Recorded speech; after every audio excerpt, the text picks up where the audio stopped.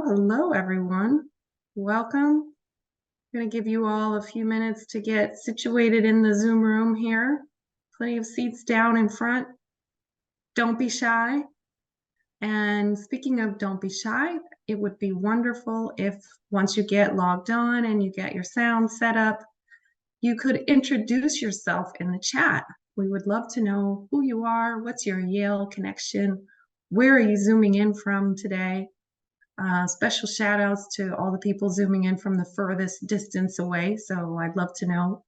I'd love to know where all of you are from. And I know our presenter, Matthew Goldberg, would love to know where you're from too. So please do take a moment, introduce yourselves in the chat. And we'd also love to know what made you decide to join us for this presentation. What's your connection to the topic or interest in the topic? It's always really interesting to hear all the different angles that people come at these climate change conversations and how they find value in the subject matter. Hi to Bob from Hanover, North Carolina. And hi to David Lukey, who is Yale School of Music 1984 professor of trombone. Awesome. Middle Tennessee State University. Hi to Sophia from Seattle, undergrad class of 86. And Lori Bellamy, yeah. Hi, Lori. Parent of a Yale student, social worker, and zooming in from Toronto, Canada. Shout out to all the Canadians. We've got lots of Yale alumni from Canada, so that's fantastic. Hi to Liz Shanahan, Montana State University in Bozeman. And Liz says, I study narrative risk communication. My son went to Yale class of 2020. Wow, you've got a recent Yale grad. Congratulations to you, Liz. And thanks for tuning in. Hi to Bob Krumenacher from Carlsbad, New Mexico, retired from National Park Service, where I did a lot with climate change. Yale Forestry, 1982. Nice to have you, Bob. And we have a climate activist, Allison Jennison, who got her MA in East Asian Studies in '83, tuning in from Roseville, Minnesota. Wonderful, nice to have you. Let's see, it looks like a lot of us are tuned in. Keep those introductions coming. Don't be shy, please do introduce yourselves in the chat. And we are going to pass the chat to Matthew Goldberg when the presentation is over. I know he's reading it now, but he'll get to read all of your introductions. And I know our faculty presenters always really value a chance to know who was here and to network with you. So please do keep your introductions coming. And in the meantime, I'm going to get started with an introduction of our speaker. Matthew Goldberg is research scientist and director of experimental research at the Yale Program on Climate Change Communication. His research focuses on persuasion, social influence, ideology, and strategic communication.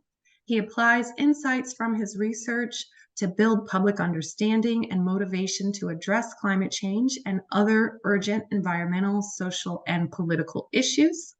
He is a graduate of the Graduate Center at City University of New York, where he earned his PhD, and Hofstra University, where he earned his bachelor.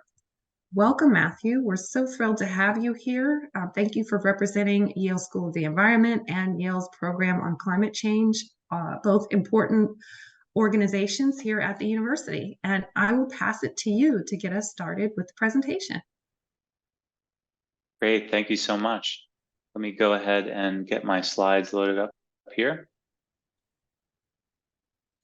All right. All good. Hey everyone, thanks so much for joining this wonderful event. Really appreciate the conversations we'll get going, and really excited to share all this work with you all.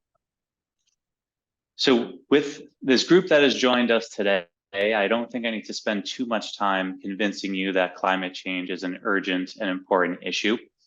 But the main idea that I want to focus on today is that we have solutions to climate change, but our ability to implement them is limited by issues that are social in nature. So often we know what to do to mitigate and adapt to climate change, but we lack the public and political will to do so, to address it.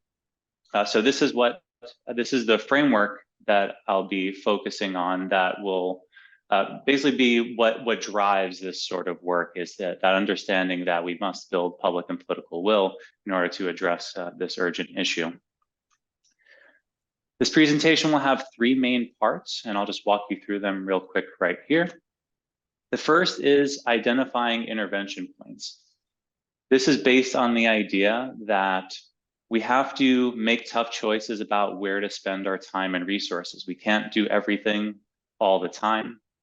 And so we need to spend a healthy amount of our efforts on trying to understand where is the best place to spend our efforts in engaging people with this issue. Next, I will go over some success stories from our research where we attempt to apply certain messaging and intervention strategies to engage people in the issue of climate change, build their understanding of its existence, its causes, its risks, and so on. And lastly, in the final part of the talk, I will zoom out and walk you through some of the ways that we've been thinking about how we manage trade-offs and think about this large-scale change that's required to address this issue. So we'll be focusing on this idea of changing hearts and minds on a mass scale. So first, identifying intervention points. And so I think it's well captured in what's on this slide, which is the idea that even if we had all the power and resources in the world, we would still have to make tough choices about where and how to spend it. And I don't think I need to spend too much time saying that we don't have all the power and resources in the world. So we really need to be precise in our thinking of where to spend our resources. So I'll get into what I mean by intervention points. So first, I want to lay this out from the most general level.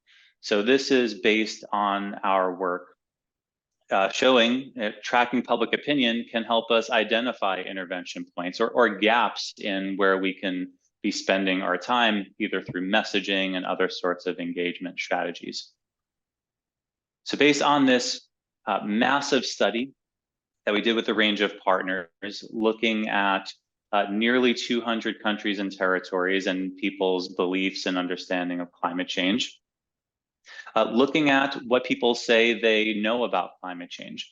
So the countries that are displayed in shades of red are a majority saying that they know a moderate or a lot about climate change, and those in the blue, and as it gets deeper blue, you can see less and less people report that they know a moderate or a lot about climate change.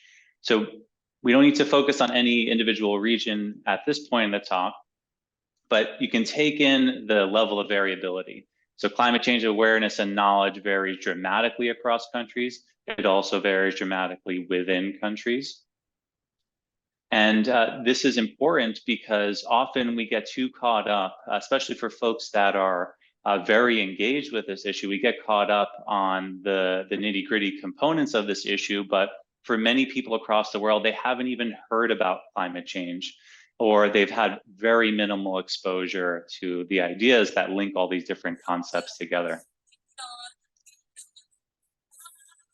Also, this work shows that much of the world does not understand that climate change is caused mostly or entirely by human activities. And so looking at this figure, you can see the massive blue where there fails to be a majority of people in the relevant country, depending on the survey, that understand that climate change is human caused. And so this is just a really big gap in public understanding, because understanding the causes can really help people link all these different ideas together, that what they do in their day-to-day lives has a local and global impact. Much of the work we've been focusing on in recent years is trying to drill deeper. So what I just showed you just now lays some foundational concepts of some basic beliefs that we must be working on in our tracking of public opinion and in messaging. But some of the work that our team has been thinking a lot about is, how do we identify high impact intervention points? Are there specific things that we might be missing in our understanding and strategies in trying to engage people with this issue? So I'll lay out a few here. First one is that there is a large gap between worry about climate change and how often people have climate conversations. This is particularly based on data that we have in the United States. And so I'll just lay out this clear gap that we see again and again. So often we find that about 2/3 or 66% of Americans are worried about climate change. So it's great that there is, a strong majority that are appreciating the depths of this issue and the risks that it poses. But at the same time, also about 66% report rarely or never talking about climate change with friends and family. We often call this the climate spiral of silence, where people are reluctant to talk about this issue for a range of reasons. So why is that? Why don't people talk more about climate change, and why don't more people do so? There are many reasons for this, but I'll lay out two key ones here. First is that people underestimate how pro-climate others are. And I'll show you some substantive evidence for that in a moment. And second, people think the conversation will be more unpleasant than it actually ends up being. People often anticipate that this is going to be a really rough time engaging with others on climate change, but then when they actually do so, they're often pleasantly surprised at how well it goes. So some of our colleagues have done fantastic work on this second point. I'm going to focus on this first point in the next couple slides. So we have done a wide range of work where we ask people all sorts of things about their beliefs and understanding and policy support related to climate change. So in this particular case, whether they think climate change is happening, whether they're worried about it, do they support regulating CO2 as a pollutant? Do they support funding more research into renewable energy?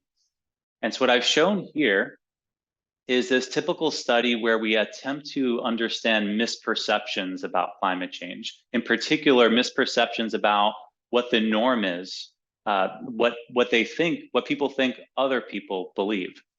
So the bars on the left side is the actual percentage that we've measured that believe climate change is happening, are worried about it, support policy, and so on. And then the bar on the right is what people estimate that Americans believe about this issue. So we could see again and again and again, this is just one study, and there are many of them that we've done, that other folks in the field have done. And nearly every time we find that there's this systematic underestimation of how pro-climate others are, or underestimating support for policies, in this case, regulating CO2 and funding research into renewable energy, and across a wide range of sub-issues within this topic area, we find this underestimation. And this is a problem that we've seen in psychology and in a range of other fields where people feel reluctant to talk about an issue because they misperceive this idea that others are going to be really hostile to them. There is certainly lots of examples in which that does happen, but it's way less often than we think. And this is because climate change is often portrayed in this way as being a highly polarized issue, which it very much is in the United States, but we often overstate that fact. So to wrap up this idea of why people don't talk about climate change, even though a large majority of Americans in this particular case are fairly worried about it, I think this is an important takeaway. When we inform people that most others are worried about climate change, they're much more likely to discuss it. And we see that as well with anticipation of how the conversation ends up going. So this is an important takeaway. But we wanted to drill even deeper into this and think about this additional question of who's in the best position to talk to others about climate change. In many ways, all of us are. Given the statistics I just showed you, with 2/3 of Americans saying they rarely or never talk about it, we can make a lot of progress just by talking about it more with any folks around us. But thinking of this idea of intervention points that I've laid out here is who's in the best position, where are we leaving the most on the table? So about 10 years ago, folks here on our team at the Yale Program on Climate Change Communication asked this question of who could convince you to take action? And so you could imagine, if you reflect on this yourself, although we might be disproportionately engaged being at this event, you could think about folks taking on this question where hearing about climate change from people around them might be effective. Maybe it's a political leader, maybe it's a religious leader or a neighbor. And it's worth thinking for a moment who might be able to engage with you on this that would encourage you to take action. And what the research found was that significant others were the top ranked person that people listed. And in many ways, we know this from a range of research in psychology, that significant others are especially influential and important parts of who we are, how we decide on and think about our self-concept, what we believe, and what we do. So this is a huge intervention point and strategic opportunity where, we have opportunities to have conversations right in our home. But we went even deeper. So last year we published a paper in which we surveyed both members of nearly 800 romantic couples. And we asked them a range of questions about climate change, what they believe about climate change, their sorts of climate related behaviors. And this design of asking both members of a romantic couple allowed us to get really important insights, because we can understand the dynamics of different folks believing different things and whether they understand one another. Additionally, we also asked each partner to independently do the survey. And then once they were done with their own portion of the survey, we asked them to answer the same questions, but they had to answer what they think their partner would say to those questions. And that can give us a good estimate of where those gaps are in understanding. So first, because we had data on both members of the couple, we can measure this idea called correspondence. Essentially, how similar are people's climate change beliefs and behaviors compared to how similar are our different partners in their climate change beliefs and behaviors.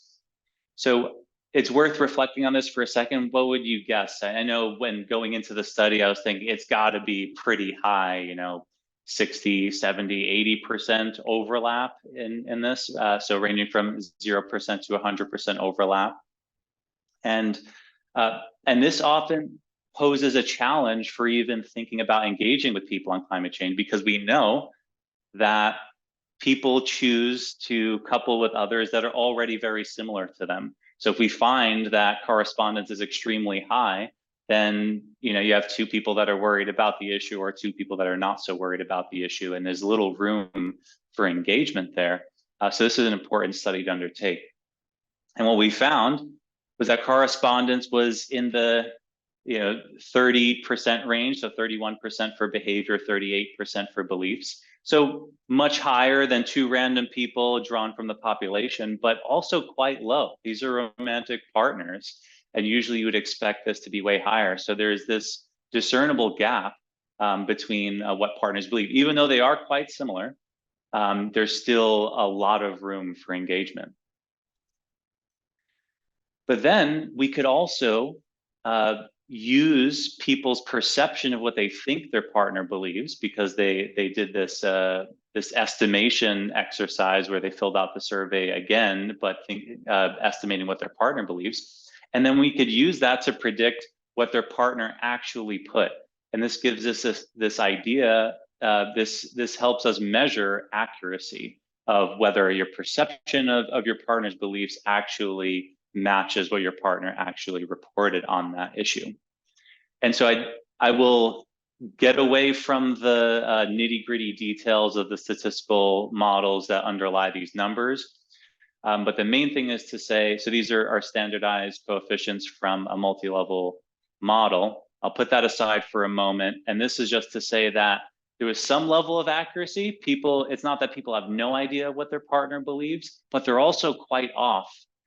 So there's this gap that we find is that people are quite inaccurate in understanding what their partner believes. And this differs depending on who we're talking about. But in general, there's this, for the most part, lack of correspondence and a misunderstanding of how concerned their partner is about climate change.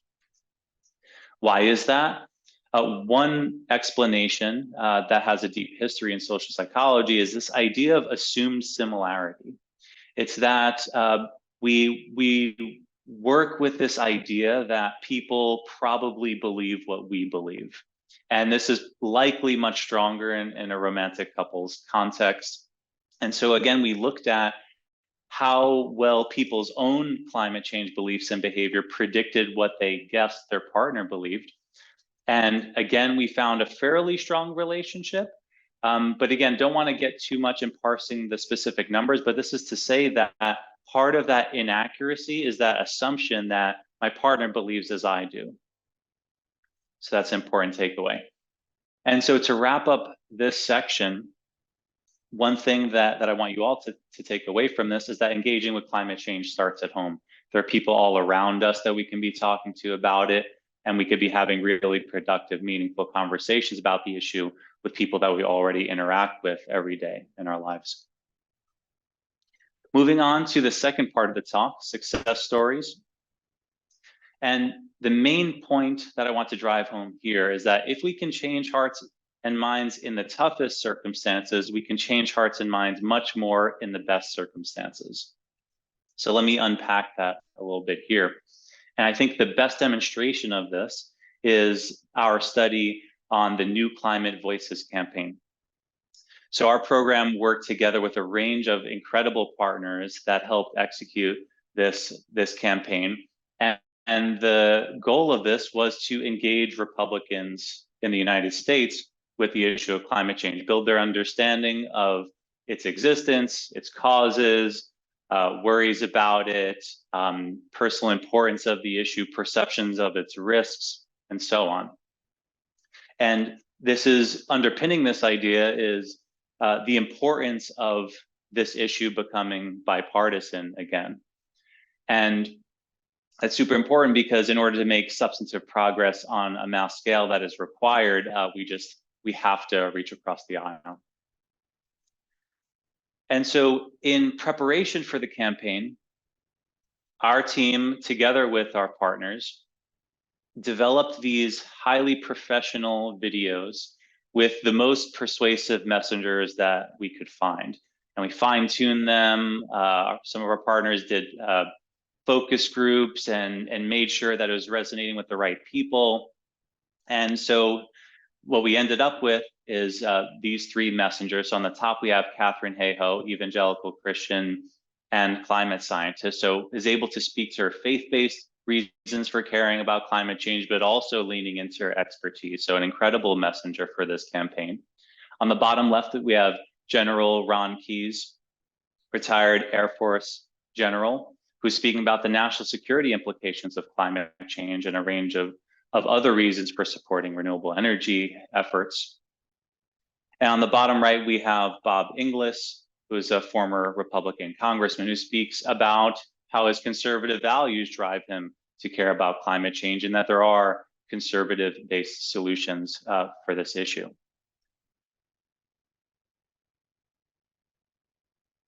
So the campaign was run in these two competitive or purple congressional districts, the 2nd district in Missouri and the 7th in Georgia. And this is what it looked like. So the campaign ran over the course of 1 month. And these videos we were attempting to maximize exposure to this really high quality, persuasive content that we had previously tested that was highly trusted and credible. And we found that the average number of completed video views was 7. And so these were advertised on YouTube, Facebook, and on websites across the internet. We tried to get to people in whichever way we can through digital formats. And in our attempt to reach conservatives and Republicans in these districts, we're able to reach 87% of the target population. And this is hugely important because often the biggest issue is the inability to actually get good messaging in front of the relevant audience. So this is a large success in getting eyes on this. And so to understand the impacts of the campaign, our team and partners surveyed 1,600 people before the campaign in the relevant congressional districts, and then 1,600 people after. And in order to understand to what extent people moved on a range of issues that we asked about. So some results. So zooming in on Republicans, who are the focus of this campaign, we see that the campaign led to a 7 percentage point increase in the belief that climate change is happening, a 10-point increase. Oh, my PowerPoint just crashed. I'm going to load that back up.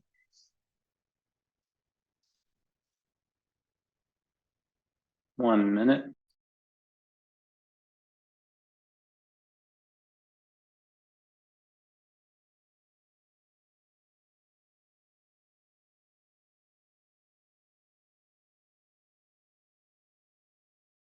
While you bring up your PowerPoint, I'm going to just jump in and say thank you for those of you who have put questions in the Q&A box. If you have questions, you can include those in the Q&A box, and we will get to them at the conclusion of the presentation. We'll have plenty of time for your questions, so please don't hesitate to ask anything that's on your mind. That makes for a robust discussion, and it's why we do this. So please do share your questions in the Q&A box. If you want to make comments that you want other people to be able to see, you want to make sure that when you make your comment in the chat that the to field shows to everyone, not just to hosts and panelists. So some of you are introducing yourself just to the hosts and panelists, which is fine, but I do note that people like to chat with each other on these presentations. So make sure you set your chat field accordingly. I think you're back up and running now, right, Matthew? All good. Yeah, sorry about that, and thanks for jumping in, Lauren. Sure. Yeah, so back to it, 10 percentage point increase in the belief that climate change is human caused, a 13-point increase in worry about the issue, 11-point increase in personal importance of the issue, a 12-point increase in the belief that climate change will cause personal harm, and a 16-point increase in the belief that climate change will cause harm to future generations. So an immense success. And the main takeaway here is to meet people where they are. Often we contend with this idea that people are just not movable and they're just going to believe what they want to believe anyway. And for the most part, that's not true. There certainly are people that we just don't have no chance of engaging with, and you know, we're probably better off not doing so. But that is not the case for a large majority of people. And this campaign and a range of our additional studies supports this idea that when you meet people where they are, there's an opportunity to engage with any group. So a couple more success stories, just to highlight a few more. And the main thing that I want you to take from these is that there are so many different routes to success on this issue when we have good communication methods. So in this particular case, personal emotional stories have been shown to be effective. We've tested many different stories from our program, Yale Climate Connections, that does incredible climate journalism.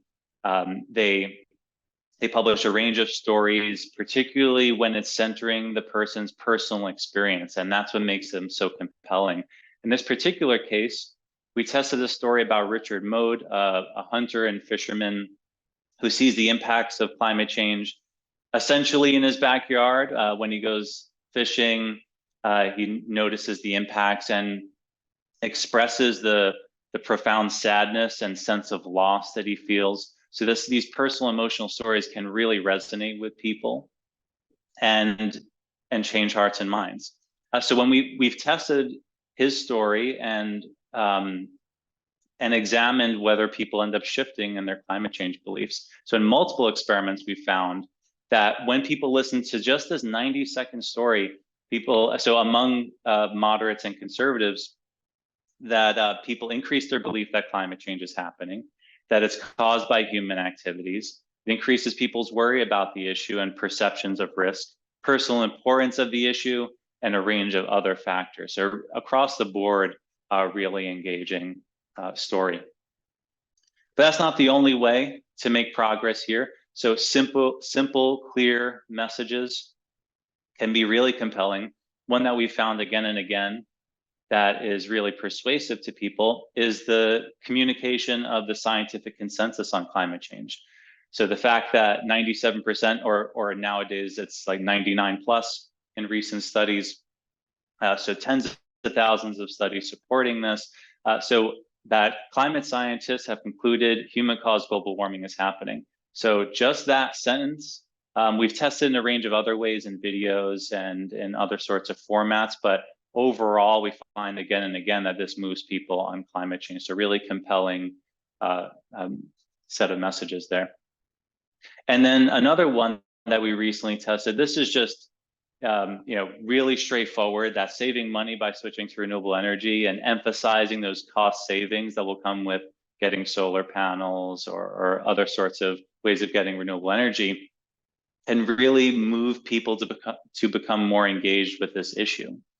And so whether it's through personal, emotional stories or simple, clear messages, there's so many different ways to engage with people on this issue. And when you do this in your normal life, you have a wide set of options to do it. So again, the main takeaway here is that there are many routes to success, no silver bullets. So changing hearts and minds on a mass scale, moving on to the third and final part of this talk. And the main thing I want to emphasize here is that the changes needed to mitigate and adapt to climate change requires us to manage trade-offs between what we can change and the impact those changes have. So let me unpack that for a sec. So on the left side, this is where our work normally lives. So like, how much can we move people on this? Can we get people to get solar panels on their roofs, switch to EVs, wash their laundry cold instead of hot? There are all sorts of these different questions of like different kinds of behaviors that we know have climate related impacts. And we want to understand and study just how movable these behaviors are. And then on the right side of this, we have the impact on carbon emissions. So there have been lots of studies showing like very precise estimates of how different sorts of behaviors have carbon impacts. And when we put these two together, we get something really powerful in our thinking of what sorts of ways should we work on to engage with people. So looking at this first part is like, how changeable are these different behaviors? What sorts of ways can you intervene to try to engage with people? And in studying this together with some colleagues, we published this huge meta-analysis of all the studies that we can find in the literature on field experiments trying to engage with people with pro-climate behaviors. So this is actually linked with the event information. It's one of the resources I shared, and I encourage you to check it out.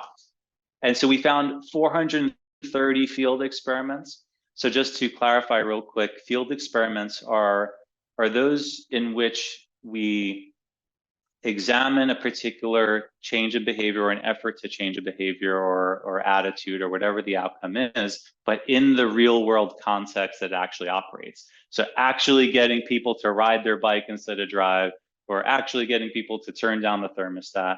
There's so many different studies that make it into this meta-analysis. So really rich variability in what's in this study.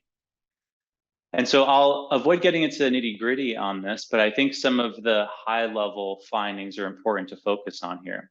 So we categorized all the different kinds of interventions on the left side, and on the right side, the different kinds of outcomes that the various studies focused on.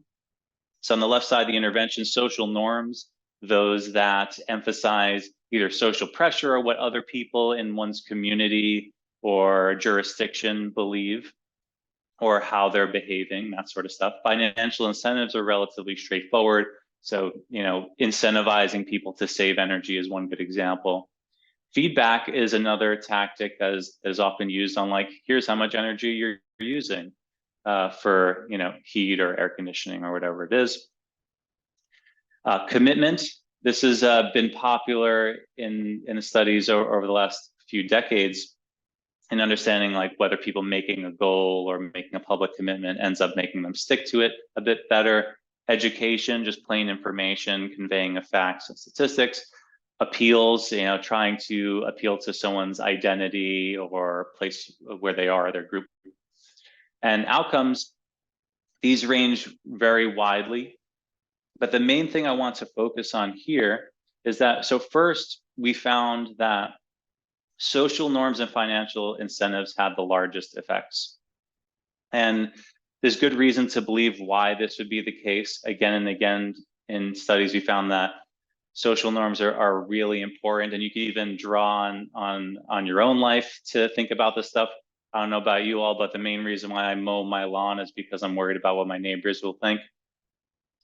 So these two factors are ones that we found as particularly prominent in levers that we can pull to try to move people on these issues. And then we could think about what outcomes are the easiest to change, basically. And of course, these differ widely in their relationship to climate change, but for now, easy to focus on these easiest to change: littering and recycling. And then what we found that was the hardest to change was transportation behavior.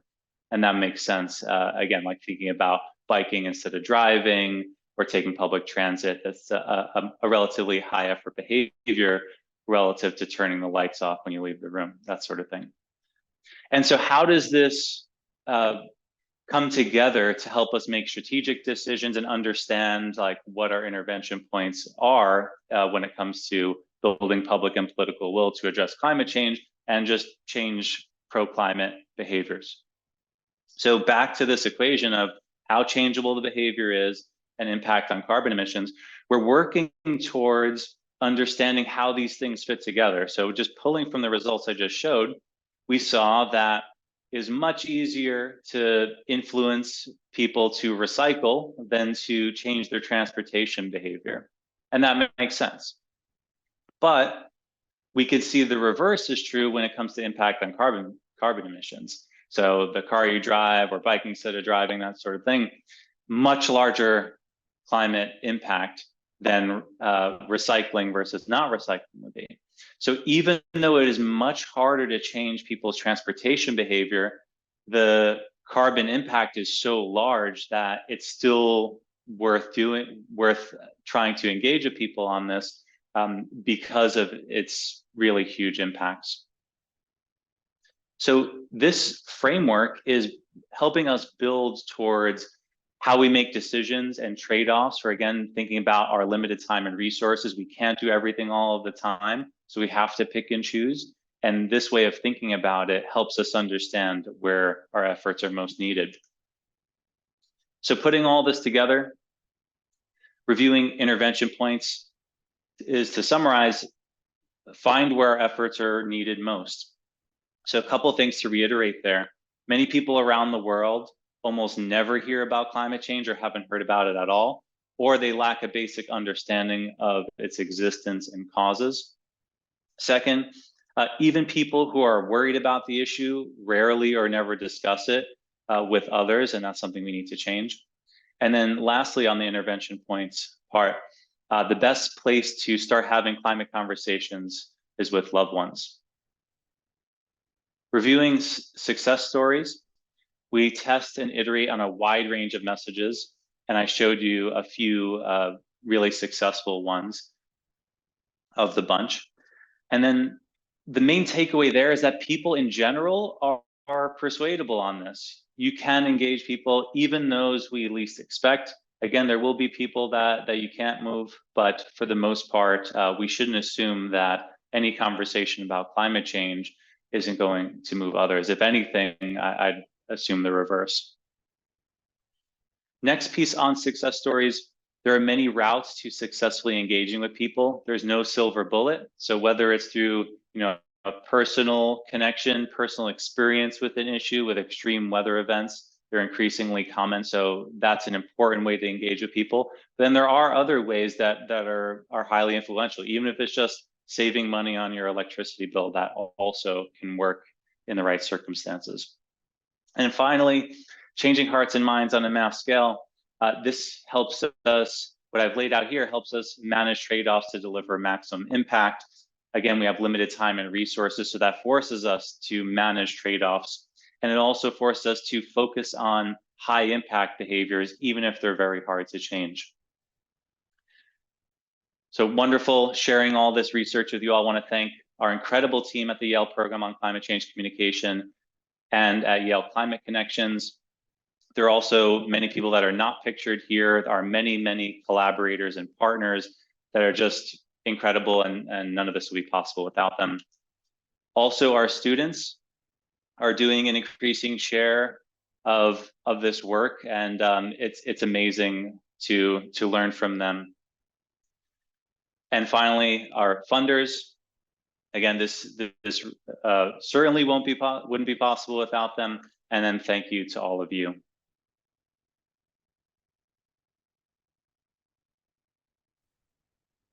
Thank you. That was a fantastic presentation. Lots of good comments in the chat. I've been reading all of them as we go. And especially want to note just the wide range of different disciplines that are represented in our group here today. We have lawyers, we have activists, we have scientists, we have people who are actively involved with these issues in their professions right now. We have people who are coming out of a seminary background, people who are volunteers in their churches. I actually want to shout out to a couple of you who name checked Andover Newton, which has become part of the Yale Divinity School. So I always find it very interesting, the intersection of folks we have. We have politicians and people who are managing political campaigns. So we've got a broad range of great questions. I want to remind you, if you'd like your question addressed, please put it in the Q&A and not in the chat. There's some really good questions in the chat. I'm going to try to pull them out, but what happens is it becomes difficult to track them in the chat, and the Q&A tracks them for me. So if I'm not getting to your question and it's really urgent and important, please put it in the Q&A. And I also want to just point out that every time we do this climate change series, this is our fourth climate change conversation, we get people emailing us who are very upset because they do not believe in human-caused climate change, and they feel that their point of view is not welcome in a conversation at Yale, and they feel that that Yale doesn't welcome dissent. And I'd like to point out that we do welcome dissent, and that the conversation is open to all different points of view. And while we may not agree with each other, if we don't disagree with each other, we can't have healthy dialogue. So with that in mind, I actually want to go to the first question that came in very early in the presentation from Collister Johnson, who asks, how many parts per million in the atmosphere does the CO2 need to reach in order to trigger a quote unquote climate crisis? And does Yale faculty teach Milankovitch cycles? And for those of you who are interested in the background on this question, I'm going to put a link in the chat, and I'm going to pass it to you, Matthew, to respond to that question. Yeah, my response is basically, I'm not a climate scientist. I'm a psychologist and social scientist, so I don't know the precise answer to that question. But it is my understanding from speaking to many climate scientists that we're already in a crisis. So yeah, I will hand that question over to other folks that are better equipped to answer it. Well, that's another thing that I love about these presentations, is that our audience is usually as equipped as our presenters, at least on the broad range of topics. So do feel free to chat amongst yourselves in the chat. And I'm going to go next to Bingham's question. A few people asked about AI.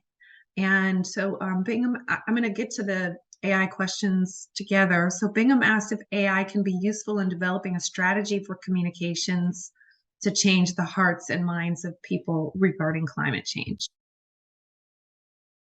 It certainly has potential. I think it's, in terms of the recent developments in generative AI, I want to proceed cautiously with it, because we could all think about ways in which it could be misused. And so that's important to keep in mind.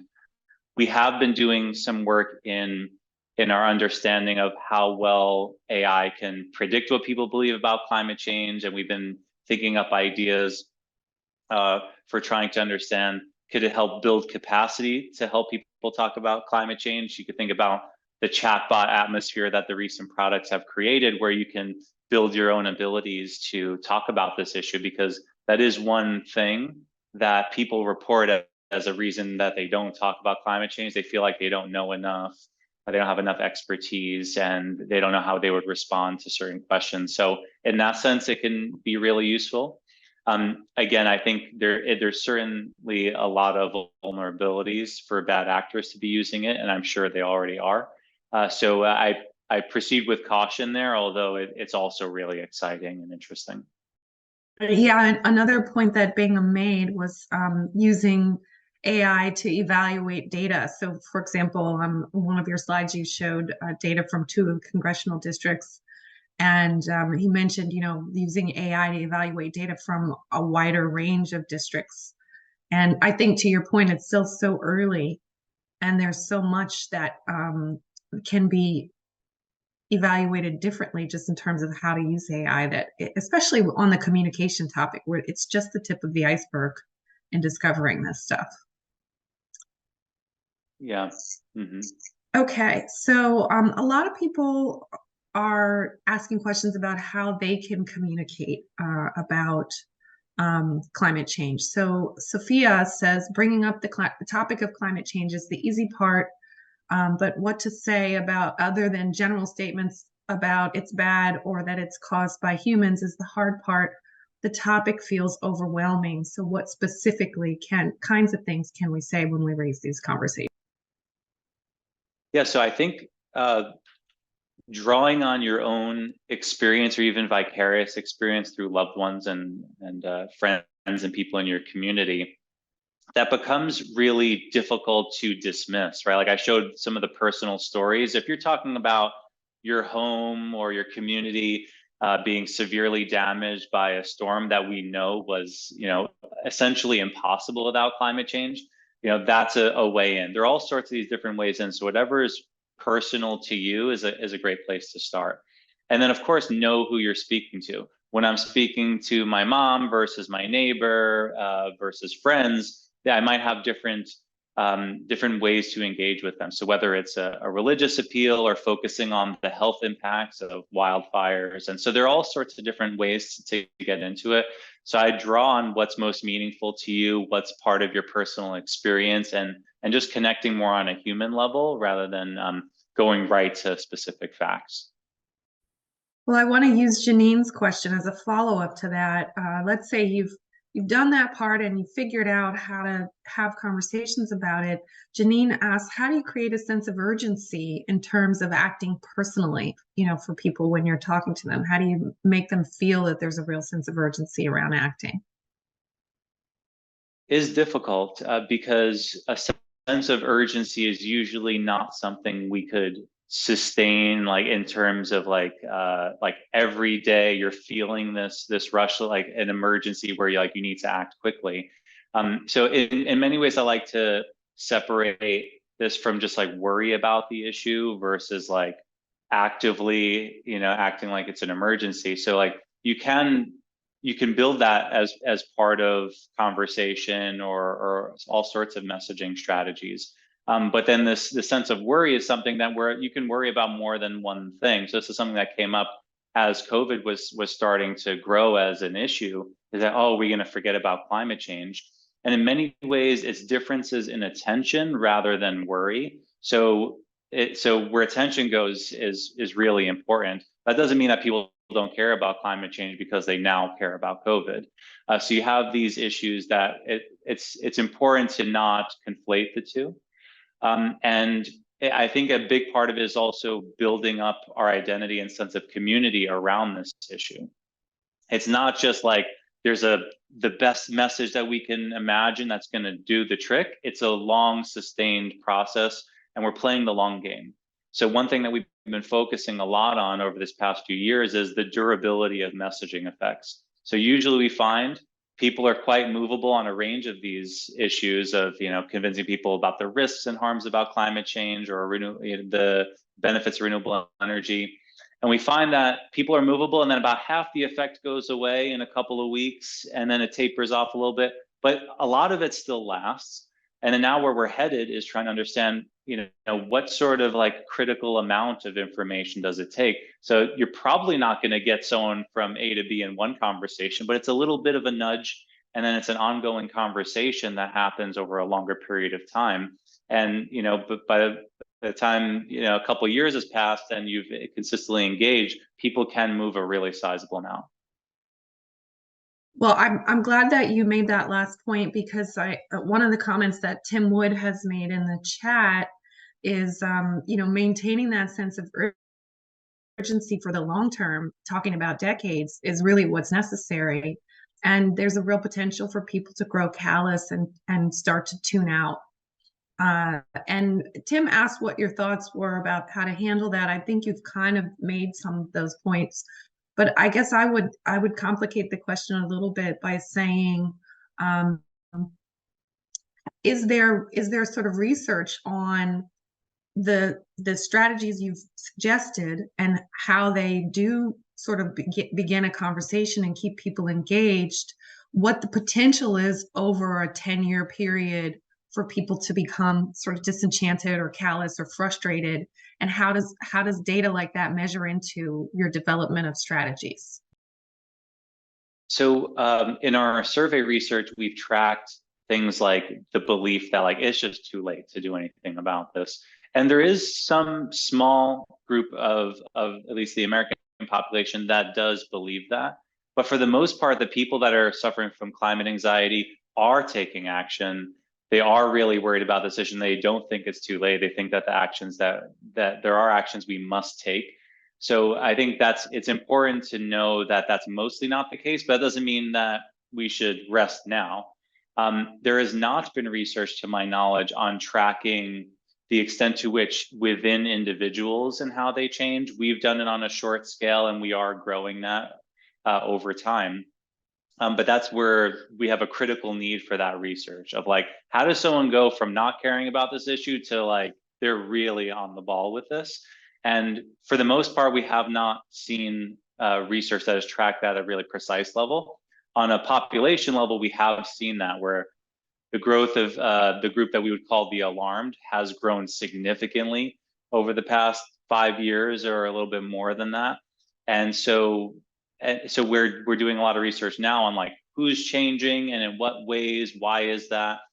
Some of our hypotheses have been, and some of the evidence we've gathered, is that personal experience is growing.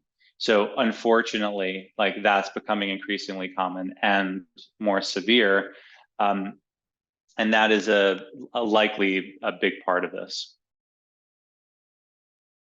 Unfortunately, I think is a good way to say it. I know a lot of us in New Haven really felt the personal impact of it when we had the wildfires. And you look out the window and you see that the sky is orange. In New York City too, I think had the same experience, right? And it definitely was a conversion moment for some people. And I think you have this point that you've made that when it becomes personal for people, they want to make changes, or they're able to more clearly define the need to make changes. I want to go to Nikki's comment that what about people improving their carbon footprint for other reasons aside from a belief in climate change? For example, that it reduces their costs, or it's a more practical solution for them. Are there any studies on how those kinds of arguments can motivate people to make changes? Certainly. And this is something that is starting to align depending on technological development. So one of the studies that I highlighted just briefly saying that, save money by switching to renewable energy, we found we took it'll help the environment. It will create jobs and improve the economy and costs. And we found that overall cost was the winning message there across political parties as well in the US. So in many cases, that's a great place to be in, where you don't even have to make a climate case. It's just the better case no matter which way you put it.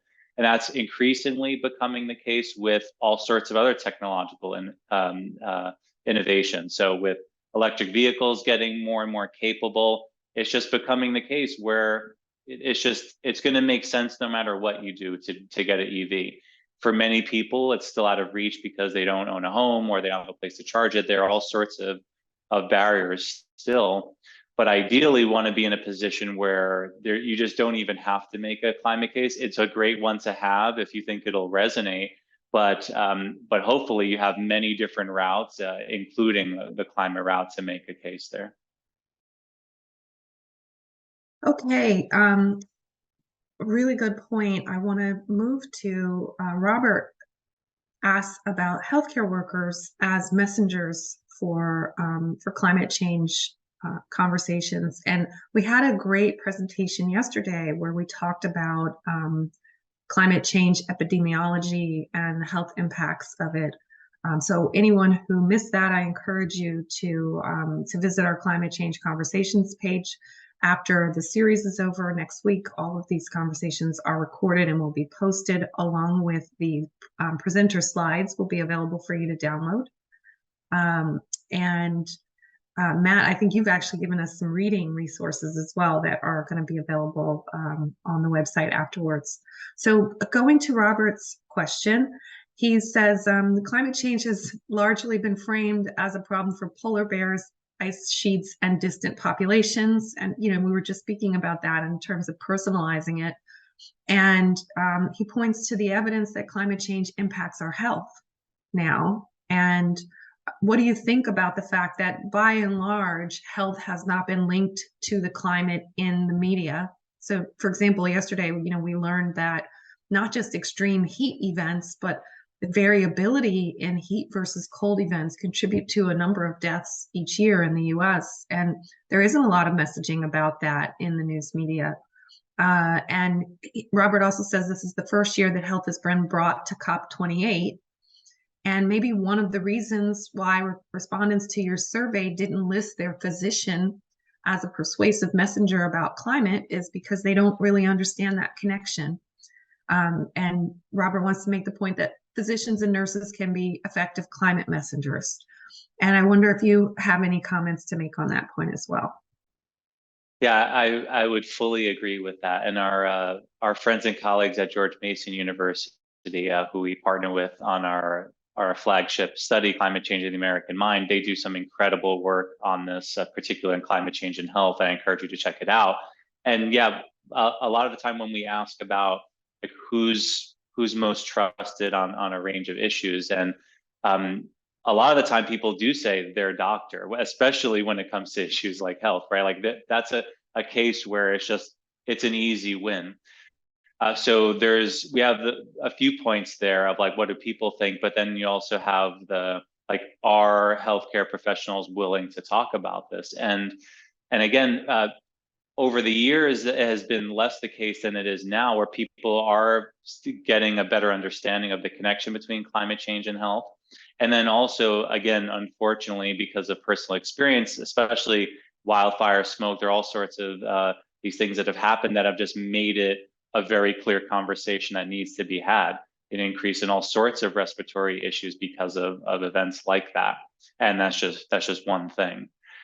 So I think healthcare professionals are in an incredible position to talk to people about this, because they're highly trusted. They're in good position to have these conversations. They could speak from a place of authority and expertise. So yeah, to the extent that we can get healthcare professionals more involved in that sort of messaging, I think we'll be better off. Great, thank you. I want to use David's question to follow up, because our presenter yesterday, Kai Chen, he spoke about mental health impacts of climate change. And David asks that, we're hearing that more and more that people should worry about climate change. And, I'm going to add on my own 2 cents about this, that I think the feeling of needing to worry about climate change is actually something that makes people resist the messaging around climate change overall, because they don't want to have this sort of overbearing sense of doom and gloom that they're supposed to worry about. Um, how can we approach that is one question. And the other question that David raises is, do you have a comment about the mental health impacts of this issue? Certainly. Yeah, like I don't want to suggest that getting people really worried or anxious about this is the only way to make a difference. Certainly, there are so many ways to use your behavior and your capabilities to make a difference on this issue, and a big one is through voting. And often you don't need to be worried about the issue to vote and have that matter. We do find that worry is one of the most important predictors of things like supporting climate policy or supporting candidates that are pro-climate. So it certainly does matter, often because it's easy to have like intellectual understanding of something, but not really be motivated to do anything. So an emotional engagement definitely plays a big role in moving us to act. But there is an amount of it that's overwhelming such that it could inhibit action. And we've seen this with a lot of research on fear appeals, where, you know, especially on in the health communication subfield, where it's like scare the crap out of people and they won't smoke cigarettes anymore. And so like it does have its place where it's like we should be freaking out about this, but there's an amount that adds up to that it can be damaging. And we've seen a steady growth in climate anxiety, and folks on our research team have published some fantastic work showing that for many people that's reaching clinical levels where they've adapted what's used in clinical psychology, and they're seeing this in climate anxiety and depression. And so it is a growing concern. So it's something for us to manage. And again, we're playing the long game here. We can't like scare people into like sustained action for forever. It's about building this brick by brick. And so I think that's an important metaphor to think about. I'm glad you brought up the political angle, because there's a lot of comments and questions about the political angle. Peter wonders if you are aware of a study that it seems to recall, that focused on donating to political campaigns that are oriented toward climate change can have a much higher return on investment than spending on personal gear. So for example, you know, getting yourself a bicycle and a heat pump might seem like a good thing to do, but you might be better off donating that money to a political campaign. He wonders if you're aware of this study. And there are also some people who have questions around what's the best way to influence our political leaders to take this seriously. Those are some really tough ones. There definitely have been studies that are attempting to quantify like the marginal impact of a vote or the marginal impact of attending a protest. And it is so difficult to put that next to like getting a heat pump or an EV. And it's like, well, which is better? And because they're at different levels of how connected they are to a given impact. So like when I get an EV, I can get a decent understanding of what that change means for my carbon footprint. But a vote is extremely hard to quantify in terms of how much it adds up to, because it depends on where you live.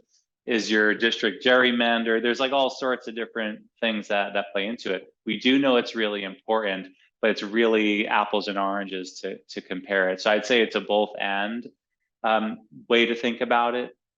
And so moving to the second question, what's the best way to engage with our political leaders? Often, I would say, so there is some work on this, although again, like it still suffers from some of these issues of like, how do we know that this mattered for their decision? And often we don't know. But I do think that some of these high impact actions, like calling your congressperson, they punch above their weight. You know, often, people are moved by like, I received 15 phone calls versus, thousands of people signing a petition. I'd actually probably go with the 15 phone calls. And so it's still pretty mushy in understanding of like, what's the critical amount that tips it over to one thing being more useful than the other. So we have a lot of work to do in really refining how different strategies fit together. But overall, some of those high effort ones that really show that are credibility enhancing, like you show up there or you call, you make your voice heard, that can really make a significant difference.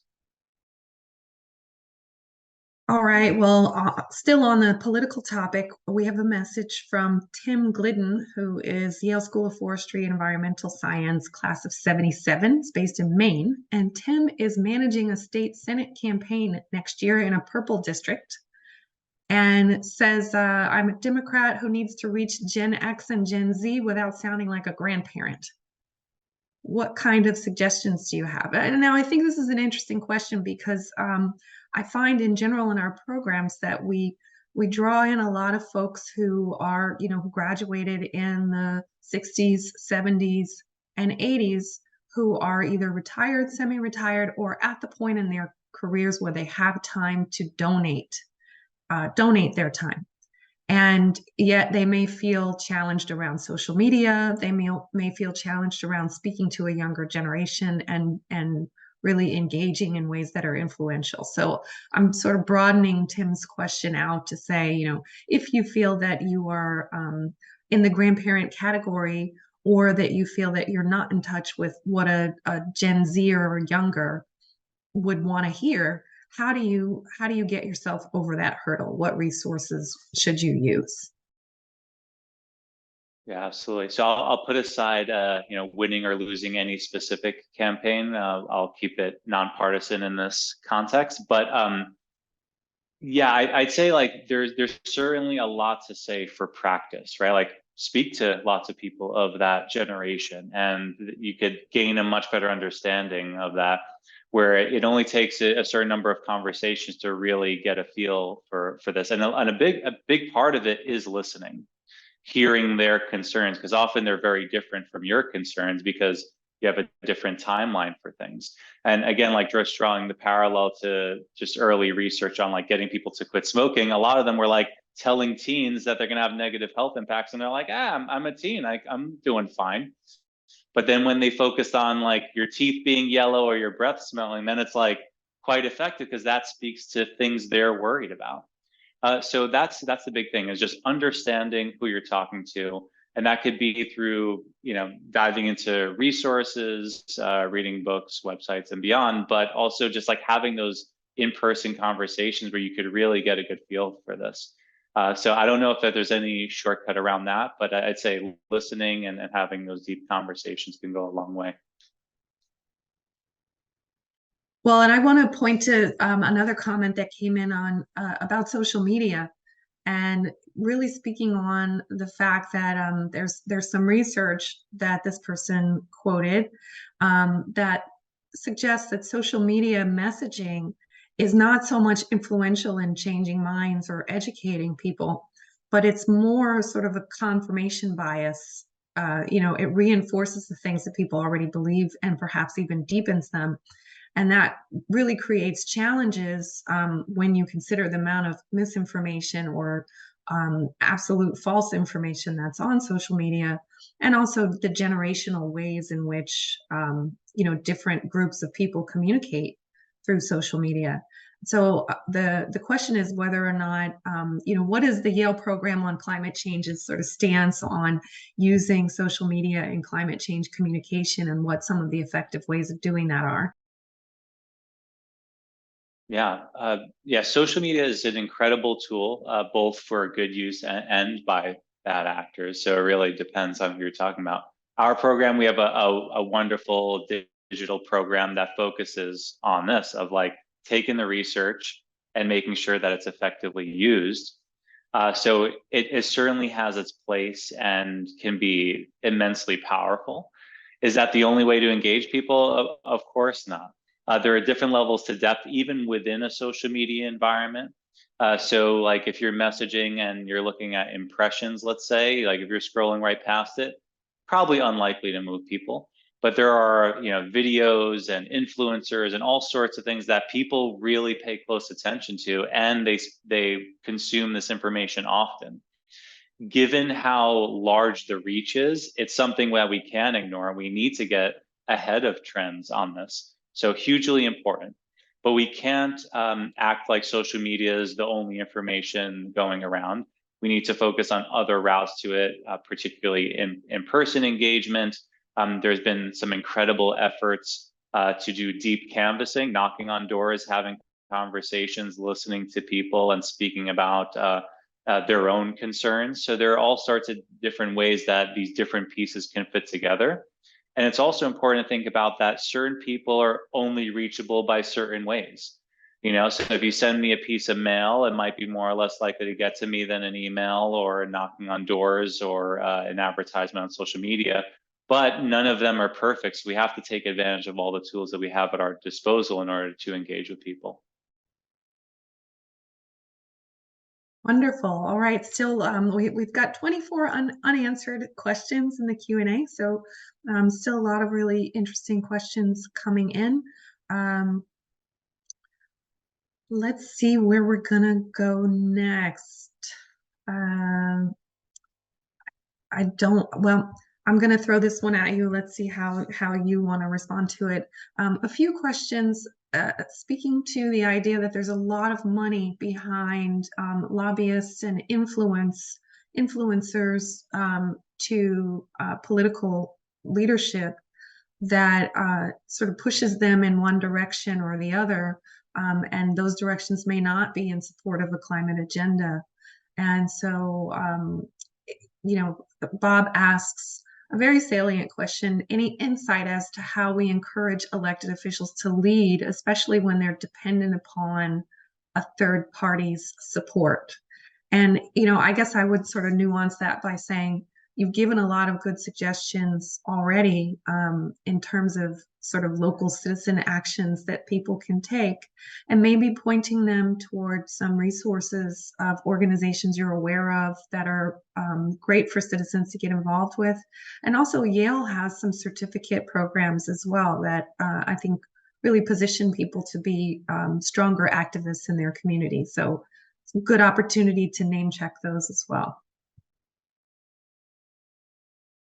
Yeah. So first, on a big one on the like getting certain people into office, or like the effect of campaign contributions, that sort of thing.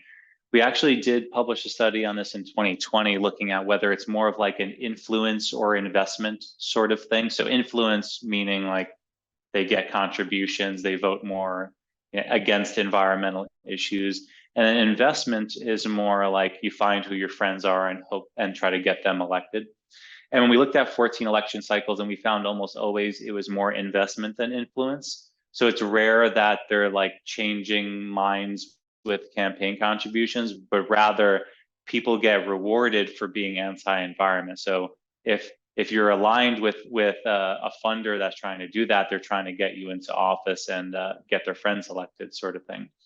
That doesn't mean that influence never happens, but that's just an important way to think about this, that it isn't always that one direction of campaign contributions changing minds. We do still have an enormous problem with that in this country, so I definitely don't want to undermine that. But the only way to do it, from what I see, is speaking with your votes. So there's still, of course, disproportionate influence of money in politics in this country, but with proper grassroots support and efforts, that certainly can be overcome, and there are some examples of that. But yeah, it's a tricky situation. Regarding organizations, there's a range of partners that we work with, and I would just encourage you to check out the partnerships part of our website. We have a wonderful partnerships team that explicitly does this work on getting our research into the right hands, building capacity, and so on. So a lot of good resources there. So I'll just send you over there. Wonderful. Okay, thank you for that.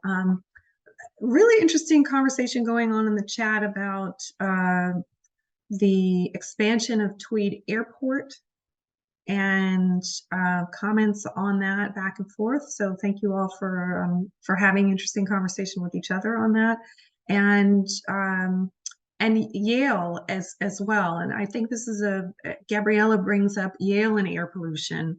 and says that 25% of New Haven's carbon footprint is from the power plant at Yale.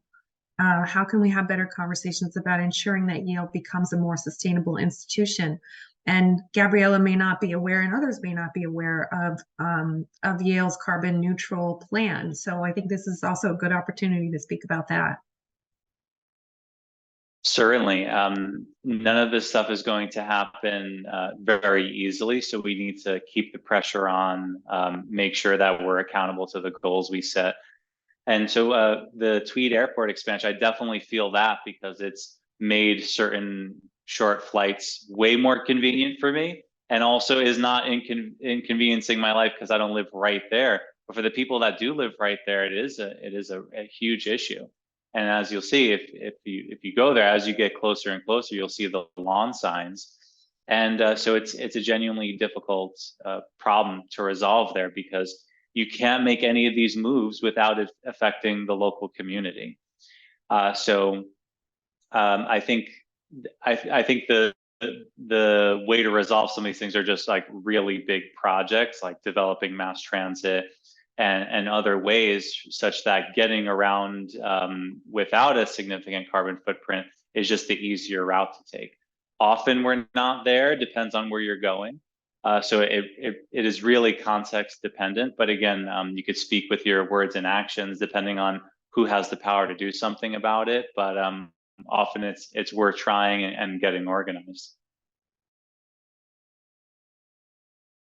Okay, I think Nikki has brought up a really interesting point, and a couple of people talked about the personal behavioral change versus policy change. I mean, there's been a lot of comments on that in the Q&A. In terms of personal behavioral change, people have talked about things like riding bikes to work and recycling, and points that you made as well about energy efficiency in their homes and so forth. And but then when it comes to, it's a conversation you and I were having right before this webinar started, which is that you're in a position to ride your bike to campus, and I live a little bit too far away from campus to do that, and there's no easy way for me to get there. And so people talk about transportation networks, and you just made that point as well. You just mentioned it a few seconds ago. Transportation networks can be barriers to people making personal behavioral change, and there's lots of other barriers like that, right? So there's news stories that talk about your recycling, all that recycling you're separating is actually just going in the trash. So you're wasting your time recycling, everyone. So Nikki asked if you can comment on the coordination between policy change and behavioral change, and the sort of the need for both sides of the spectrum to be covered in order for us to be effective. Yeah, this is a really important point. I'm glad you asked about it, because often if you take one look at climate Twitter, you'll see that these arguments flying. It's like, is it behavior change, personal change? Is it systems level change? And it's never one or the other. It's clearly a both and situation, especially because there are certain things that are less susceptible to policy. And there are some things where it's like, you can't really get this done without policy, like building an EV charging network. It's like the people aren't going to behavioral change their way into that. Like there needs to be infrastructural change for a lot of these things, absolutely essential. But there are some things where, like especially when we think about systems level change, it's especially in democracies, it starts with the people. So if you can make your voices heard, vote for the right candidates, and make all these changes, like that's how change happens. So that public will fills into it flows into the political will. It's not like there are these separate bins. How much do we put into each of these? It's like they could flow into one another. And you could even run it the reverse way, where when policy changes, minds often change. We saw this with same-sex marriage and other issues where there's this normative influence of major political changes. And then speaking about individual changes, there are a lot of these things that are just going to require individuals to make a change. Is it changing your diet? That's something like, I don't see beef being banned anytime soon, but there are certain things upstream that we could certainly change. But there are massive impacts that can be mitigated through individual change, and we should take advantage of that. But it's not like that subtracts from systems level change. So we need to put those in the same bucket. Fantastic. Oh, you've covered a lot of people's questions with that answer. Um, I want to go to another set of questions that have come up about different messaging for different groups of people and whether or not there's research on that. And I want to give you some of the comments that people have spoken about. So people have spoken about generationally, so teens versus 20-year-olds versus 30-year-olds, people who need to see more behavioral hands-on approaches versus people who are more open to conceptual and conversational messaging. There are people who have spoken about this from the standpoint of their faith networks and faith organizations that are more focused on social justice. I think David makes a really interesting point about conservative Christians being oriented toward care of the environment, but yet, finding it really difficult to put forward climate conservation messages in conservative environments. And let me see. And then the last kind of angle that people brought on this topic of different messages for different people is people who are alarmed and in the doom and gloom mode, sort of needing different messaging than people who are sort of more just, well, I'll make a few little changes and that's all I'm really worried about. So, people are saying, like, how do you know what information to present to whom?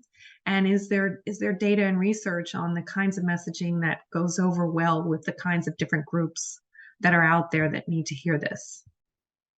Certainly, there's a lot of research on that. And I put this in a few different bins, but one I put in the like meet people where they are bin. So where they are in terms of their understanding and exposure to this issue. So as I was saying in the beginning part of the talk, is like lots of people around the world are like, what's climate change, global warming, what is this thing? And they're just like, so you can't say, hey, you got to get an EV or you got to get solar panels for this reason. It's like, there's just no way you're going to get action from that point. So you have to meet people where they are. Hey, there's this thing that's happening, like, so you can start there.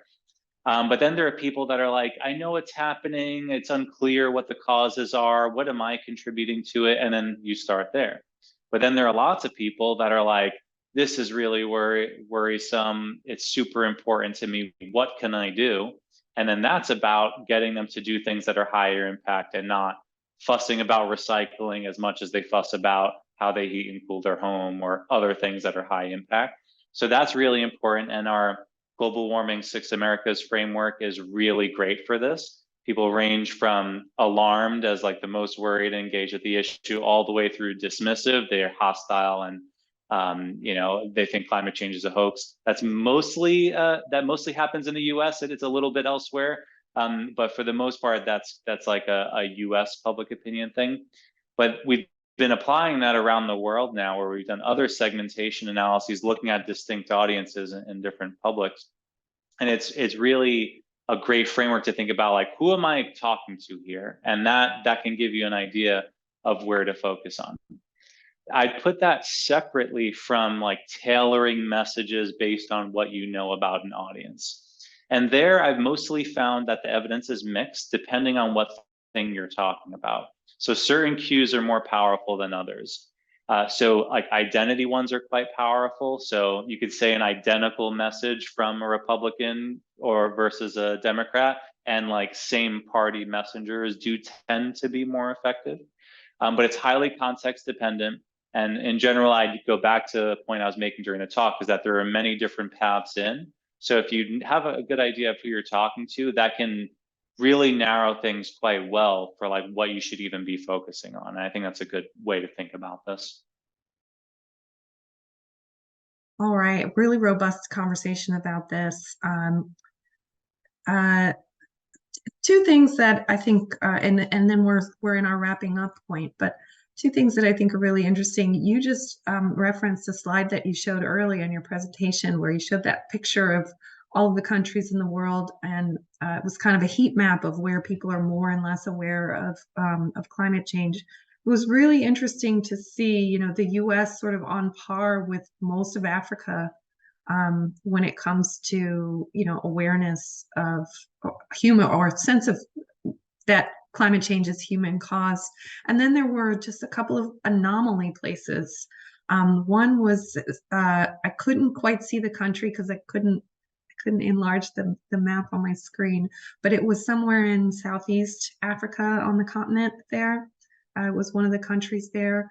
And then the other was several countries on the eastern side of South America. And I just wondered if you could speak to those places in the world and why those were the orange spots amidst a sea of blue, and why they might be different. Certainly. So I'm mostly speculating here because I feel like we're just starting to get into like the details of like why this region and that region. I'd say there are a range of issues that we can think about on the country level that we know matter a lot. So I've done some work on the role of like civil liberties and that sort of like top down sort of factor where it's like if your country is, led by an authoritarian government that's hostile to this issue, it could very much be the case that like you don't hear about this because no one wants you to hear about it. And so that could be a really big part of this. And then that, of course, is upstream from media exposure, where it's like, are journalists free to cover this issue? And how well are they covering it? So you kind of have, as someone had mentioned, like polar bears and ice caps sort of thing. That was a major issue. It's becoming less of an issue now, but even so, you can Google any recent stories and you see it's like a fine picture of a polar bear and add it on. So there's definitely a lot of those issues, but so that's certainly like country level issues, and then you can go country by country to look at the political context, how much people are talking about it, what sorts of direct experiences there are. We see this a lot in India, where when you initially ask people about climate change, a lot of people say they don't know or they haven't heard about it. But then when you describe it, they're like, oh, I totally get that. I've been seeing changes. I've experienced this stuff.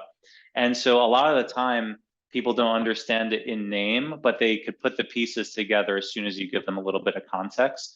So it's really context dependent, depending on where you are, even within a particular country.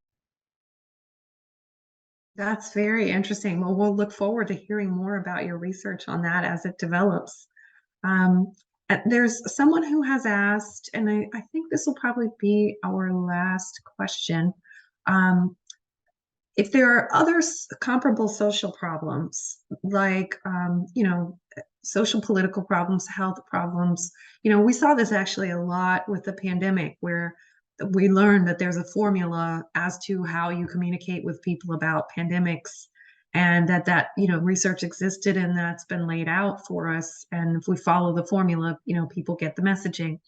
And so this question is really, can we look at any comparable societal problems that need really quality strategic messaging, and compare the strategies that work with those problems to strategies that might work with climate change to successfully change people's minds, what works in other kinds of societal problems? Yeah, it's a tough one because I don't think that there is a single problem that's quite like climate change. Like I forget whose quote it is, but basically, like, if you were to manufacture a problem that would make this like the most difficult thing to tackle, climate change would be a good candidate for that because it's slow moving, not that visible a lot of the time, all sorts of stuff like that.